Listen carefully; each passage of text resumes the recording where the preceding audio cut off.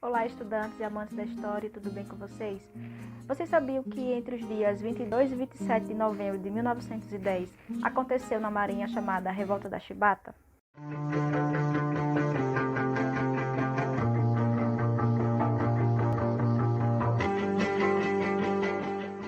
Então, para ficar por dentro deste e de outros assuntos, não deixe de se inscrever no meu canal, ativar o sininho das notificações, curtir e compartilhar os vídeos. Então, vamos ao vídeo de hoje. Oi pessoal, tudo bem com vocês? Para quem não me conhece, meu nome é Bruna Mohana, eu sou professora de História e eu escolhi trabalhar com esse tema hoje porque, de certa forma, ele conversa com o tema do nosso vídeo anterior, que foi a abolição da escravatura. Por que eu acho que esses temas dialogam? Porque depois do processo de abolição da escravatura, que culminou com a Lei Áurea de 1888, muitos desses ex-escravos ingressaram nas Forças Armadas para garantir um meio de subsistência. No entanto, a vida deles não era tão fácil assim.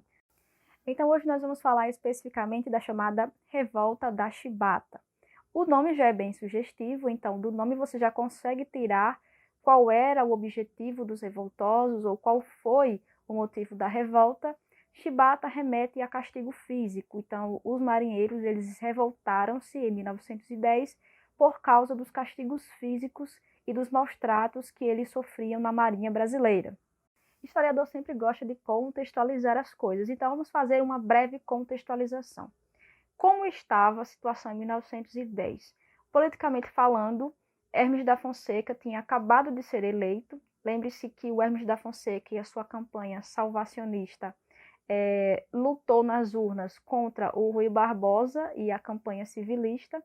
O Hermes da Fonseca saiu vitorioso e a revolução, a rebelião desses marinheiros estava sendo organizada principalmente por João Cândido, que mais tarde ficou conhecido como Almirante Negro, e essa revolta ela estava marcada para acontecer no dia 15 de novembro, que era o dia da posse do Hermes da Fonseca, o novo presidente. No entanto, essa rebelião ela foi postergada para o dia 24 de novembro. Só que aí um acontecimento importante fez com que os planos fossem mudados e a rebelião fosse antecipada. Mas é importante saber que esses marinheiros que faziam parte da marinha, principalmente negros e mulatos, eles viajavam o mundo e eles conheciam muitos lugares e tinham contato com outros marinheiros também. E foi nessas viagens que eles tiveram contato com a história do encouraçado Potemkin, lá na Rússia, e eles tomaram, de certa maneira, esse episódio como um exemplo que poderia ser aplicado à realidade deles no Brasil. Mas preste atenção, de acordo com o historiador Boris Fausto, os marinheiros não estavam preocupados em derrubar o governo de Hermes da Fonseca, mas lutar pelo fim dos maus tratos e castigos físicos aos quais eles eram submetidos. Mas então, caros estudantes, qual foi o estopim dessa rebelião? O estopim aconteceu no dia 21 de novembro de 1910 e se deu por causa de uma briga entre Marcelino Marujo e um cabo da Marinha. Essa briga aconteceu porque o Marujo tentou entrar com bebida no encouraçado em que eles estavam e por esse episódio, Marcelino foi condenado a levar 250 chibatadas, um severo castigo. Então, toda a marujada se inflamou, liderados principalmente por João Cândido Felisberto. Eu acho que vou destacar até outros vídeos para falar sobre essa figura tão interessante, o João Cândido, que ficou conhecido como Almirante Negro. O João Cândido ele era filho de ex-escravos, mas isso é um caso para depois. Então, toda a marujada se rebelou, se revoltou, e vários encouraçados foram tomados simultaneamente. Esses navios de guerra eles estavam parados na Baía da Guanabara e alguns oficiais chegaram a serem mortos, inclusive. Então, no dia posterior à eclosão dessa revolta, um oficial da Marinha e deputado, José Carlos Carvalho, foi enviado aos navios para tentar uma negociação com os revoltosos. E aí ele voltou de lá com uma carta que continha as principais reivindicações dos marujos. No dia 24 de novembro de 1910, o governo decretou então a anistia, abolindo assim os castigos físicos na Marinha. A partir de então, os marinheiros revoltosos começaram a recuar e o movimento arrefeceu. No entanto, pessoal, fiquem atentos a um seguinte fato. Houve também naquele período uma rebelião de fuzileiros navais e o governo reprimiu prontamente essa rebelião e essa repressão ela caiu também sobre os líderes da revolta da Chibata. Mas de que maneira terminou essas revoltas, então?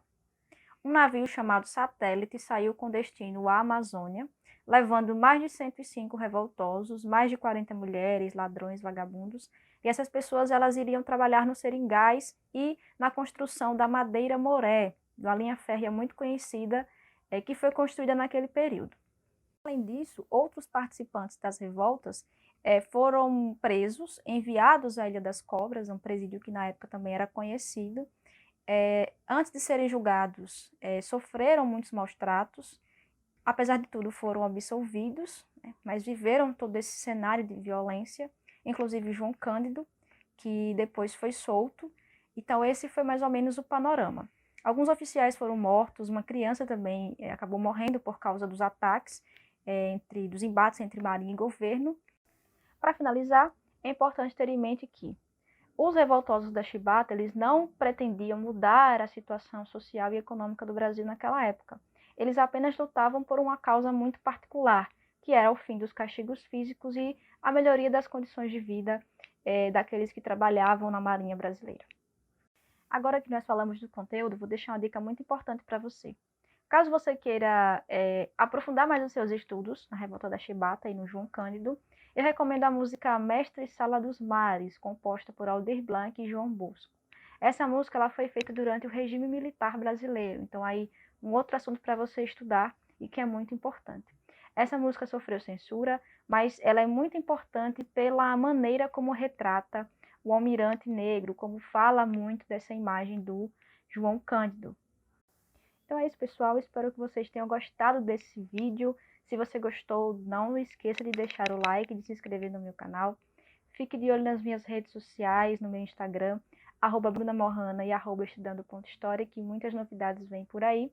E é isso. Um abraço e tchau, tchau.